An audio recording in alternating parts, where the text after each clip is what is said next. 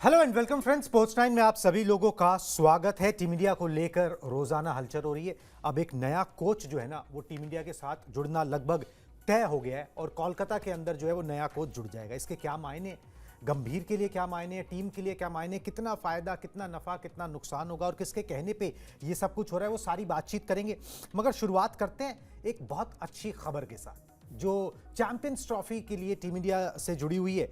और एक खुशखबरी है कि भाई जो चाइनामैन गेंदबाज हैं कुलदीप यादव, वो फिट हो गए। क्या उनका चयन होगा? शुरुआत उसी खबर के साथ करते हैं, आपको दिखाते हैं कि भाई कहां से ये हमको इन्फॉर्मेशन मिली है कि भाई वो फिट हो गए। कुलदीप यादव ने खुद ही दी है जी।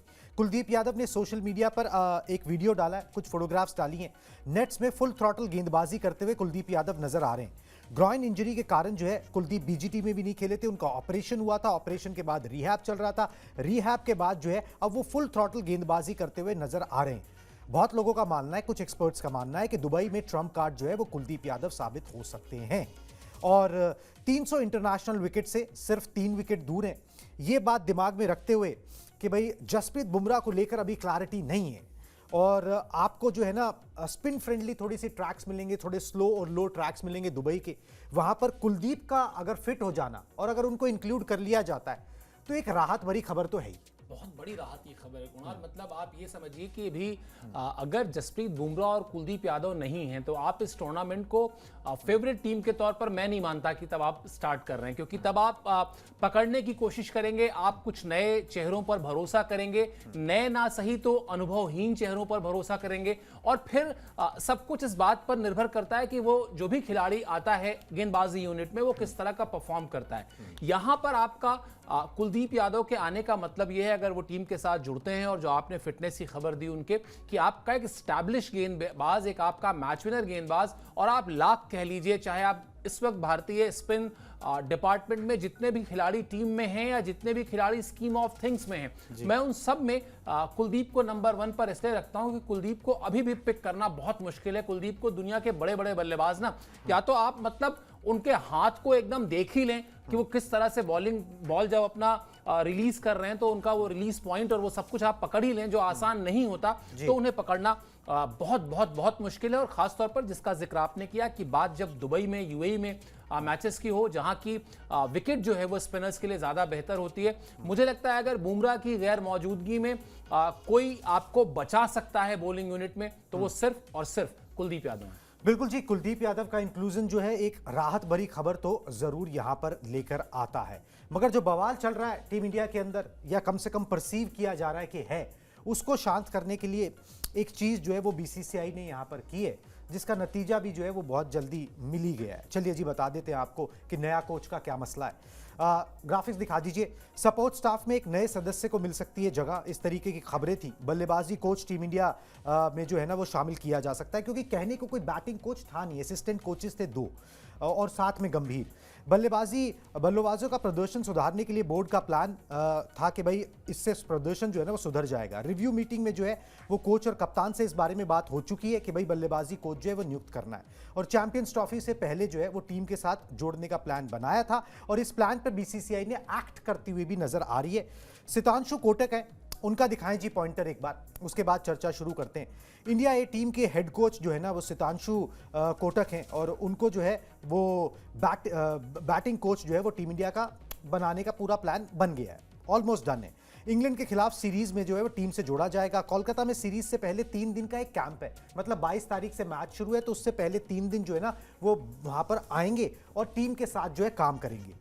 फर्स्ट क्लास क्रिकेट में 8000 से ज्यादा रन उन्होंने बनाए हुए हैं। सौराष्ट्र के लिए लंबे वक्त तक क्रिकेट खेल चुके हैं और इंडिया ए के साथ जो है वो काफी टाइम से जुड़े हुए हैं। तो जितने भी यंगस्टर्स हैं वो उनके साथ काम बेसिकली कर चुके हैं, वो जानते हैं कि किस तरीके का अप्रोच उनका यहां पर रहता है। टेक्निकली बड़े साउंड माने जाते हैं। सर, अब इस खबर के कई मायने, एक एक करके सब चीजों पे बात कर लेते हैं। पहले तो नया कोच जो है जोड़ दिया गया, मेरे ख्याल से अब टोटल स्टाफ जो है वो 6 का हो गया। इतना बड़ा स्टाफ मैंने कभी पिछले कोचेस के रिजीम में नहीं देखा कि भाई 6 लोग हो, जिसके अंदर 2 असिस्टेंट कोच, एक गेंदबाजी कोच, फिर एक बैटिंग कोच, फिर गौतम गंभीर अलग से और बाकी पूरा जो लाव लश्कर है। तो टीम से ज्यादा वो लाव लश्कर भी नजर आने लग जाएगा अगर आप बाकी मैनेजर्स और सोशल मीडिया के सबको मिला लोगे तो। मगर इन सब चीजों के अलावा एक नए बैटिंग कोच को जोड़ना फर्क डालेगा? पहले मुझे ये बताइए कि वो जो नैरेटिव था कि ऑस्ट्रेलिया में भारतीय टीम हार गई है, उसके बाद गौतम गंभीर की छुट्टी हो जाएगी और गौतम गंभीर के खिलाफ जो है बोर्ड ने बिल्कुल एक प्लान बना लिया है और अब उनके खिलाफ ऐसा होने वाला है, वैसा होने वाला है। अगर सब कुछ इतना बुरा होने वाला है तो फिर गौतम गंभीर के कहने पर बोर्ड मान कैसे गया? तो क्या ये काउंटर है कि ये जो बातें हम लगातार, और मैं लगातार यहां कह रहा हूं कि हार के बाद सवाल उठते हैं, उन सवालों को हमें बताना चाहिए सब्सक्राइबर्स को। ऐसा नहीं कि हमने अगर आंख बंद कर ली तो कह दें कि साहब अंधेरा नहीं है, हमको स्वीकार करना होगा कि हाँ हारे हैं, तो हारने के बाद सवाल उठने चाहिए, वो सवाल हमें कम्युनिकेट भी करना चाहिए। लेकिन वो जो कहते हैं ना कि उसमें थोड़ी नमक मिर्ची डाल के जो लोग रिपोर्ट करते हैं, उनको भी ये बात समझ में आनी चाहिए कि अगर, बड़ा स्वाभाविक सा मेरा प्रश्न है कि अगर गौतम गंभीर से बोर्ड नाराज है, अगर गौतम गंभीर से चीजें हाथ से उनके फिसलते हुए दिख रही हैं, तो फिर वो, आपने कहा इतने सारे लोगों के बाद एक और आदमी को मांगते हैं और उसको भी रख दिया जाता है। तो इसका मतलब कि गौतम गंभीर के हाथ में अभी भी वो सारे पावर, अभी भी वो सारे कमांड हैं। और वो जिस दिन आए थे उस दिन भी वो ये तय करके आए थे कि मुझे एक टेन्योर मिलेगा, ये टेन्योर इतने समय का होगा, इतने समय तक मैं उसमें काम करूंगा। आपके पास सैंपल साइज, जो कल हम और आप लगातार बात कर रहे थे, इतना बड़ा नहीं है अभी कि आप विराट कोहली या रोहित शर्मा या गौतम गंभीर के खिलाफ कोई बहुत बड़ा ड्रास्टिक एक्शन ले लें। अब आ जाते हैं फर्क पड़ेगा या नहीं पड़ेगा। फर्क इसलिए पड़ेगा क्योंकि शायद जो आपने भी सितांशु कोटक के बारे में कहा, एक रेपो होता है। राहुल द्रविड़ की एक रेपो थी टीम के प्लेयर्स के साथ, क्योंकि वो एनसीए में रहे थे, इंडिया ए के साथ रहे थे। आधे से ज्यादा खिलाड़ियों के लिए वो कोच कम और बड़े भाई जैसे ज्यादा थे, या उनके लिए ट्रबल शूटर जैसे ज्यादा थे कि मुझे ये दिक्कत हो गई, मेरी दिक्कत का आप समाधान आप बताइए। Sitanshu Kotak being a regular member of NCA from last so many years, that too फिर उसके बाद इंडिया ए के साथ वो रहे। मुझे लगता है कि और टेक्निकली 15 शतक 55 अर्धशतक, यानी वो जो संजय बांगर वाला रोल था ना, जो जाकर कहे कि भाई बैटिंग में तुम ये गड़बड़ी कर रहे हो, तो लोग सुने, थोड़ा बहुत उसको गंभीरता से, संजीदगी से लें। मैं कम से कम एक सही फैसला मानता हूं, और खासतौर पर तब जबकि आप एक नए तरह के फॉर्मेट में जा रहे हैं, टेस्ट मैच की 2 लगातार बैक टू बैक फेलियर के बाद। बिल्कुल सर, इसमें एक चीज जो है, अब मतलब मैं इसमें कोई कॉन्स्पिरेसी थ्योरी नहीं ढूंढ रहा हूं, मगर अगर आपको एक बैटिंग कोच की जरूरत थी, आपको लग रहा था कि भाई नहीं, हम जब मैं कोचिंग करूंगा तो मुझे ये लोग चाहिए, तो ये आपने बीजीटी के बाद तय किया कि हमें बैटिंग कोच चाहिए? आप पहले भी तय कर सकते थे, या फिर ये मतलब एक तरीके की ये बात है कि भाई टीम के अंदर जितना भी कोचिंग स्टाफ है वो सब एक सुर में बात करता है, या गौतम गंभीर की बात करता है, एक ऐसा भी स्टाफ होना चाहिए जो न्यूट्रल हो बेसिकली, या फिर ये उस तरफ भी चीजें हैं कि बीसीसीआई उसको न्यूट्रल कर रही है चीजों? ये होता कुणाल, अगर ये सितांशु कोटक के अपॉइंटमेंट की खबर जो है वो बीसीसीआई की तरफ से जब आती है और उसमें ये कहा जाता है कि साहब इससे गौतम गंभीर का कोई लेना देना नहीं है, ये हमने ऑब्जर्व किया, ये हमें लगा और हमने उनको अपॉइंट कर दिया, और गौतम गंभीर को मानना पड़ेगा क्योंकि अल्टीमेटली संस्था हम बीसीसीआई हैं।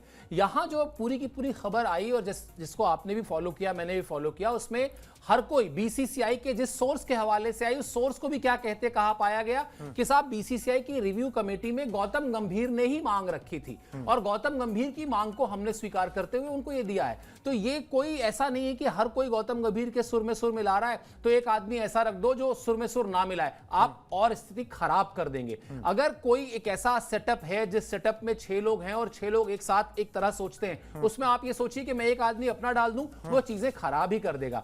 बीसीसीआई एक प्रोफेशनल ऑर्गेनाइजेशन है, प्रोफेशनल संस्था है। अभी हर किसी का ध्यान इस बात पर है ना, किसी के जहन में नहीं है, ये तो हम आप और असर्टेन जो क्रिकेट को बहुत ज्यादा फॉलो करते हैं वो सोचते हैं, क्योंकि हम क्रिकेट को दूसरी तरह से देखते हैं, हम उसको एक फैन की तरह से देखते हैं। बीसीसीआई फैन की तरह नहीं देखता, बीसीसीआई उसको एक पेरेंटल बॉडी की तरह देखता है।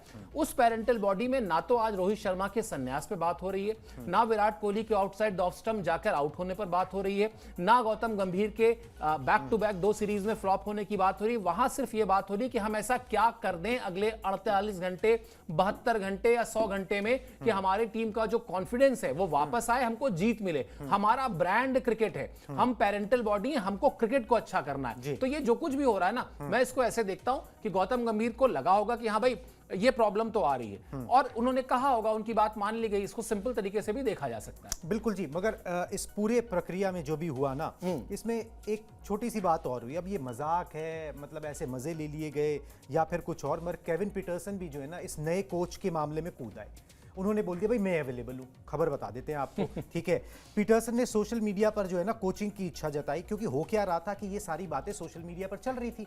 तो एक पोस्ट के ऊपर उन्होंने ना रिएक्ट कर दिया, उन्होंने बोला अवेलेबल। ठीक है, और वो पोस्ट जो है ना सोशल मीडिया पर वायरल हो गया। वह सीरियसली बताएं तो केविन पीटरसन 104 टेस्ट मैचेस खेले, 8000 से ज्यादा उन्होंने टेस्ट रन बनाए हैं। पेस और स्पिन दोनों को खेलने में माहिर थे केविन पीटरसन। सर अब ये मजाक ज़्यादा लग रहा है, ठीक है, ऑन सीरियस नोट नहीं लग रहा है, मगर मैं ऑन सीरियस नोट पूछ रहा हूँ ये चीज़ कि भाई अगर कई बार ये बात आती है भाई विराट कोहली और रोहित शर्मा को कौन सिखाएगा, ठीक है, आपकी दिक्कत ये नहीं है कि आपने एक सुतांशु कोटक जो एक बड़ा ही मतलब जिसे कहते हैं ना बहुत ही संघर्ष कर रहा हुआ आदमी, हाँ, मतलब मंझा हुआ आदमी, पॉपुलर नेम नहीं हाँ, है, पॉपुलर मंझा हुआ आदमी, मेहनती आदमी, ठीक है, उसको जोड़ लिया, वो भी इंडिया में जो सीरीज हो रही है उसके साथ। अगर आप केविन पीटरसन को जोड़ते जो इंग्लैंड में आप टेस्ट सीरीज खेलने जाओगे उसके साथ, तो आपको ज्यादा फायदा होता नजर नहीं आता, या फिर वो लगता कि भाई बड़ा आदमी आ जाएगा तो क्लैश होगा? बड़ा आदमी आ जाएगा तो क्लैश होगा, और दूध का जला छाछ भी फूंक फूंक कर पीता है, ये बचपन से पढ़ाया गया है। केविन पीटरसन जब रॉयल चैलेंजर्स बैंगलोर के कप्तान बने थे, 2009 की बात है, बहुत पुरानी बात बता रहा हूं, लेकिन आपको मैं उदाहरण दे रहा हूं। 2009 में आईपीएल जाता है साउथ अफ्रीका, क्योंकि भारत में चुनाव होते हैं।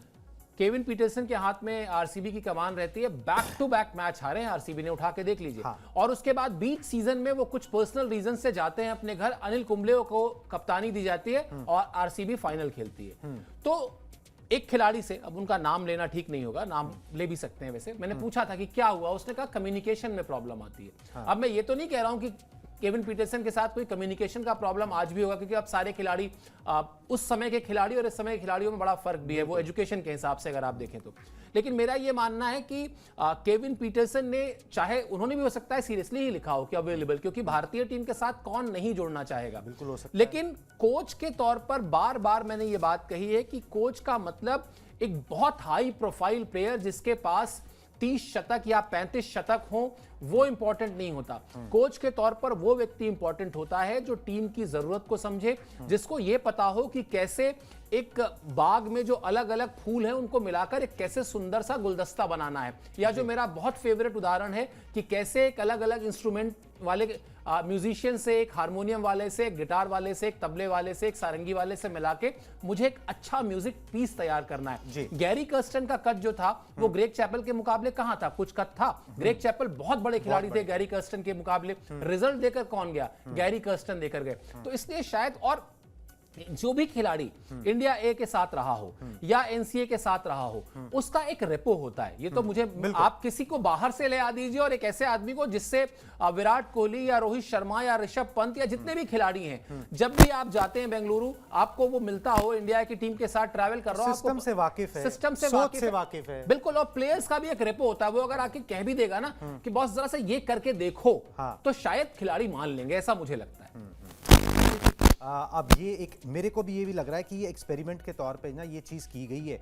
अगर भाई परमानेंटली जोड़ना होता तो सीधा बोलते कि भाई अब शामिल हो गया, मगर एक ट्राई करके देखा गया कि अगर इससे कुछ अच्छा निकल के आता है, कोई फर्क पड़ता है, कुछ खिलाड़ियों को हेल्प हो रही है, टीम को हेल्प हो रही है, तो फिर इस प्रैक्टिस को आगे भी कंटिन्यू किया जा सकता है। कि हम लोग संजय बांगर की बात कर रहे थे भी, ये भी हो सकता है कि टीम के ही कुछ खिलाड़ियों ने कहा हो कि नहीं, संजय भाई जब थे ना हमारे साथ, तो थोड़ा सा हेल्प मिलती थी, वो टेक्निकली बहुत साउंड थे।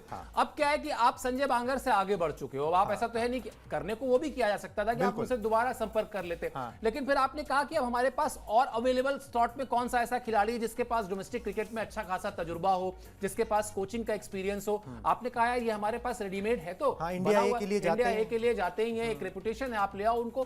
तो संभवतः वो जो एक टेक्निकली साउंड, बेशक लेसर नोन प्लेयर की जरूरत थी, शायद सितांशु कोटक में वो चेहरा दिखाई दिया होगा बीसीसीआई को, और इसीलिए ये फैसला हुआ। और ये एक्चुअली मैंने, देखिए अब ये कितना कन्विंस करे या नहीं करे, मगर यही स्ट्रैटेजी टीम इंडिया के साथ वर्क करती है। बहुत हाई प्रोफाइल लोग जो है ना, वो इंडियन टीम के साथ अगर एज कोच जोड़े जाते हैं तो वो वर्क किया नहीं है उस तरीके से। चलिए जी आगे बढ़ते हैं, उम्मीद करते हैं कि भाई अब ये जो नई अपॉइंटमेंट है ये कुछ नए रंग जो है वो लेकर आएगी, और बल्लेबाजी जो लगातार लड़खड़ाती हुई नजर आ रही है उसमें कुछ सुधार जरूर होगा। चलिए टीम इंडिया में जो अब एक नए कोच की एंट्री हो रही है, मगर एक योयो टेस्ट था उसकी शायद वापसी हो सकती है। ठीक है, बीसीसीआई की ग्राफिक्स दिखा दें। बीसीसीआई की रिव्यू मीटिंग में फिटनेस पर जो है ना वो जोर दिया गया है और टीम इंडिया में यो-यो टेस्ट की जो है वो वापसी हो सकती है। विराट ने कप्तान रहते हुए इस टेस्ट को जो है ना अनिवार्य बना दिया था और गंभीर ने उस समय यो-यो टेस्ट का विरोध किया था जब उस समय विराट कोहली कैप्टन थे। ग्राफिक्स रेडी हैं इसके, अगर आप प्ले कर सकते हो। टीम इंडिया में चयन से पहले जो है ना वो पास करना होगा यो-यो टेस्ट। चलिए जी, अभी ग्राफिक्स के जरिए नहीं दिखा पा रहे, थोड़ी सी तकनीकी समस्या में, वो भी आपको दिखा देंगे। बता दिया आपको, आप लोग सब लोग वाकिफ हो गए कि यो-यो टेस्ट आपने सुना होगा, पहले हुआ करता था। विराट कोहली ने बहुत जोर दे दिया था, वो खुद फिटनेस फ्रीक थे। उन्होंने कहा भाई हर किसी को ना ये रिजल्ट लाना पड़ेगा। अगर वो यो-यो टेस्ट में इतने नंबर लाते हैं तो वो सिलेक्शन के लिए जो है ना वो फिर कंसीडर किए जाएंगे, नहीं तो नहीं किए जाएंगे। उनकी कैप्टनसी के अंदर कम से कम यही देखने को मिला। उस समय गौतम गंभीर जो है वो टीम इंडिया के साथ जुड़े हुए नहीं थे। उस समय गौतम गंभीर ने जो है ना ये इस बात का विरोध किया था। उन्होंने बोला था भाई आप खिलाड़ी को उसकी क्षमता देख के, उसका स्किल देख के, उसका टैलेंट देख के टीम में चुनते हो, आप ये देख के टीम में नहीं चुन सकते कि उसने यो-यो टेस्ट में क्या स्कोर किया है। ठीक है, तो ये चीज उस समय बोली गई थी। मगर अब जब इस मुद्दे पर बात हुई है रिव्यू मीटिंग के अंदर, तो मेरे ख्याल से कोच और कप्तान साहब दोनों ने रजामंदी जो है वो जता दी कि भाई चलो ये भी एक पैरामीटर है, ये भी कुछ अच्छा ही लेके आएगा कि भाई फिट खिलाड़ी जो है ना वो रहेंगे, क्योंकि उनको ये डर रहेगा अंदर से कि भाई यो-यो टेस्ट में ये स्कोर लाना है, तो आपको वो फिटनेस मेंटेन करके रखनी है। तो अब एक चीज़ है सर, जब आप बाहर होते हो ना, कमेंट्री कर रहे होते हो, तो चीज़ें आसान होती हैं, मगर जब आप आ जाते हो मैदान के अंदर, ठीक है, तो फिर आपको पता लगता है यार ये तो वही करना पड़ रहा है जो दूसरे ने किया था। ये तो आप देखिए, अगर ग्रेग चैपल का एरा आप याद कीजिए जिसको लेकर इतना विवाद हुआ था, और अगर आप ग्रेग चैपल के एरा के बाद की चीजों को याद करिए तो मोटे तौर पर हुआ वही जो सब ग्रेग चैपल कह के गए थे। बस कहने का तरीका जो था उनका वो शायद इंडियन नहीं था, वो बड़ा टू ऑस्ट्रेलियन था। हाँ, तो वो और कई बार ये भी होता है कि जब आप एक चीज ट्राई कर रहे हैं लेकिन उस चीज से रिजल्ट आपको नहीं मिल रहा है, तो फिर आप क्या करेंगे? आपको बैक टू बेसिक जाना पड़ेगा, आपको अपने पुरानी ही चीजों को याद करना पड़ेगा जिन चीजों को करके आप फायदा आपको मिला था। और फिटनेस एक ऐसा इंपॉर्टेंट एस्पेक्ट रहा इस टीम का जिसको करके इस टीम को फायदा मिला था। तो मुझे लगता है इसमें कोई तकलीफ किसी को होनी भी नहीं चाहिए। फिटनेस होनी चाहिए भाई, प्लेयर्स की फिटनेस नहीं होगी तो फिर और किसकी होगी? हमारी तो आपकी होगी, प्लेयर्स को तो होना ही चाहिए। बिल्कुल जी, प्लेयर्स को फिट होना चाहिए। फिटनेस को लेकर जो है कोई भी अब बीसीसीआई भी उसके अंदर ना कोई कोताही नहीं बरतना चाहती, और इसलिए अगर एक कोई पुराना टेस्ट था जिसको आजमाया गया था, जिसके नतीजे अच्छे आए थे, उस समय इंडियन टीम ने भी बड़ा अच्छा किया था।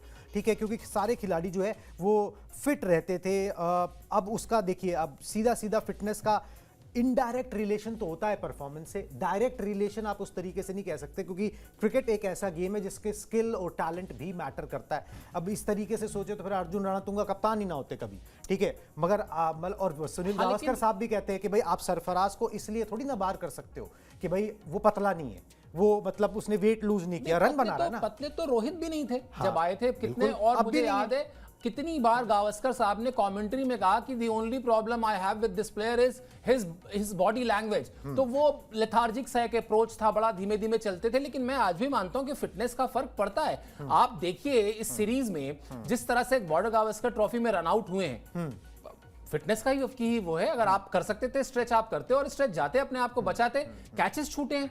और कहने की बात है कि फिटनेस का डायरेक्टली प्लेयर की परफॉर्मेंस से असर नहीं है। मैं बहुत कैटेगोरिकली मानता हूं कि फिट प्लेयर जो है वो आपको मैदान में जिस तरह की एनर्जी लाके देता है। विराट कोहली क्यों उछलते दिखाई देते हैं आपको? क्योंकि फिट है। 90 ओवर के खेल में आप उनको जिस मोमेंट वो ग्राउंड के अंदर जाते हैं और दिन का खेल खत्म होने के बाद जब वो बाहर आते हैं, उनके एनर्जी लेवल में आपने कभी डिप देखा है? ठीक है, वो जाके कॉन्स्टेंस को कंधा भी मार देते हैं, उसके लिए आप उनकी आलोचना भी कर लीजिए कि अपने से आधी उम्र वाले खिलाड़ी को कंधा मारा है। लेकिन जिस तरह का एनवायरनमेंट आज आपको क्रिकेट में चाहिए, आपको उसके लिए फिटनेस बहुत जरूरी है। और इस पूरी टीम में मुझे याद है गौतम गंभीर हमारे वर्ल्ड कप के पैनलिस्ट भी थे जब हम लोग शो किया करते थे, जिसमें आरपी सिंह थे, प्रज्ञान ओझा थे, और सबने एक सुर से यह बात मानी थी कि हाँ, इस टीम में फिटनेस को लेकर जो कल्चर लेकर विराट कोहली लाए हैं, वो अलग ही लेवल का है। और कोई चीज अच्छी अगर आई हो ना तो फिर उसको बना के रखना चाहिए। आप उसको ये कह दें कि नहीं ये तो विराट लेके आया था तो मैं इसको कैरी नहीं करूंगा,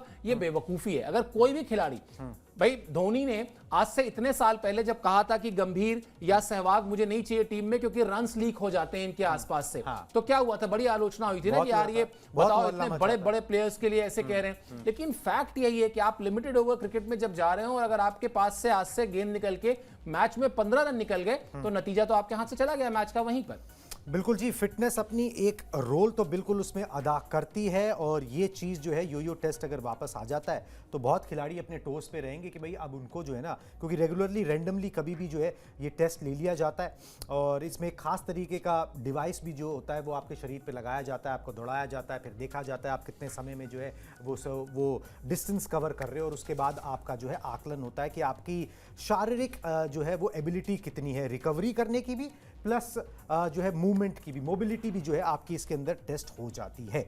चलिए जी, अच्छी बात है ये वापस आ जाए, विराट कोहली ने जो चीज़ शुरू करी थी वो भी वापस आ जाए, उस तरीके की परफॉर्मेंस भी वापस आ जाए तो फिर क्या ही कहना। प्रयास चलिए, उसी के लिए, प्रयास सब कुछ उसी किया के लिए। उसी लिए हाँ, जा रहा है हाँ। कि वो परफॉर्मेंस आ जाए तो वापस। कई बार क्या होता है ना, वो झटके भी ठीक होते हैं मगर वो झटके जो है ना आपको WTC का फाइनल कॉस्ट कर गए, बस दुख इस बात का है। बिल्कुल। चलिए जी आगे बढ़ते हैं, अब बात कर लेते हैं चैंपियंस ट्रॉफी से जुड़ी हुई, पाकिस्तान से जुड़ी, पाकिस्तान के एक खिलाड़ी हैं फकर जमा। उनका जब भी नाम आता है चैंपियंस ट्रॉफी का ही ध्यान आता है क्योंकि चैंपियंस ट्रॉफी के फाइनल में उन्होंने टीम इंडिया के खिलाफ क्या किया था ये कोई नहीं भूल पाता और वही उनका क्लेम टू फेम है, एटलीस्ट इन इंडिया तो यही है।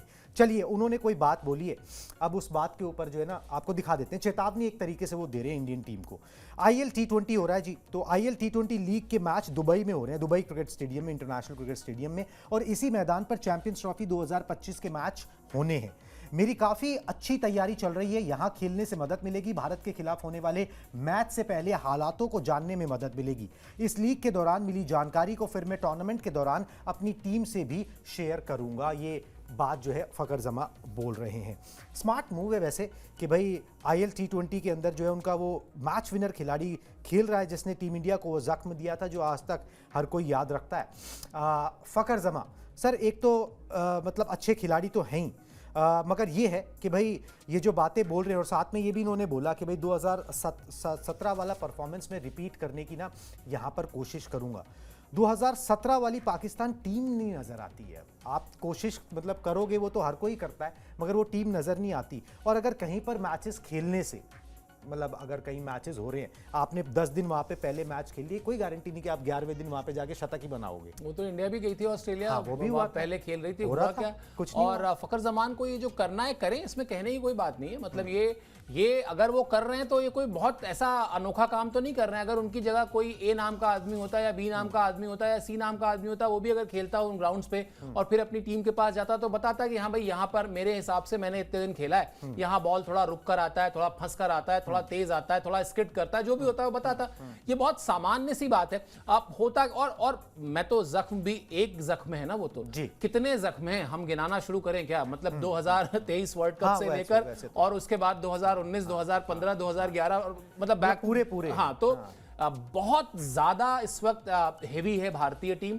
2004 के बाद भारत और पाकिस्तान के क्रिकेट में जो सबसे बड़ा बदलाव आया है वो यही आया है कि देखिए क्रिकेट मैच है, कोई भी दुनिया का आदमी ये नहीं कह सकता कि भारतीय टीम किसी भी फॉर्मेट में 10 के 10 मैच पाकिस्तान को हरा देगी, लेकिन हाँ वो भरोसा भारतीय टीम ने आज की तारीख में हासिल किया है कि अब वो चाहे T20 का फॉर्मेट हो, चाहे वनडे का फॉर्मेट हो, चाहे टेस्ट का फॉर्मेट हो, भारतीय टीम 10 में से 9 नहीं तो 10 में से 8 मैच किसी भी फॉर्मेट में किसी भी टूर्नामेंट में पाकिस्तान को हराने का मादा रखती है, ताकत रखती है। बिल्कुल जी, ये मैच जो है ना उसका बेसब्री से इंतज़ार जो है वो सबको रहेगा, मीडिया को रहेगा, फैंस को रहेगा, टीम इंडिया को भी रहेगा, पाकिस्तान को भी रहेगा कि ये मैच जो है ना वो मज़ा आएगा। 23 तारीख को जो है ना ये मुकाबला है इंडिया वर्सेस पाकिस्तान दुबई के अंदर, जहाँ पर दोनों देशों के फैंस जो है ना अच्छी मात्रा के अंदर है, तो और बड़ा मज़ा आने वाला है इस मैच को दे। अभी से जो है ना मज़ा आ रहा है कि भाई इंडिया वर्सेस पाकिस्तान का ये मुकाबला होगा। बोलते हुए अच्छा लग रहा है, खेलते हुए जो है वहाँ पे खिलाड़ियों को मज़ा आएगा और फ़कर जमा की इस बात को ध्यान में रखा जाएगा कि भाई 2017 की वो परफॉर्मेंस जो है वो रिपीट जो है करना चाहते हैं। अब ये चीज़ें जो है ना वो मैदान पर ही तय होंगी। चलिए जी, ये कुछ खबरें थी, मेन खबरें जो सारी आप तक हमने पहुंचा दी। हमारा काम है आपको अपडेटेड और इन्फॉर्म्ड रखना। आपका एक छोटा सा काम है, अगर अभी तक आपने सब्सक्राइब नहीं किया है तो प्लीज़ TV9 को सब्सक्राइब कर लीजिए ताकि वक्त पर आपको नोटिफिकेशंस जो है ना वो मिल जाए। तो thank you for watching this broadcast. Tata bye bye.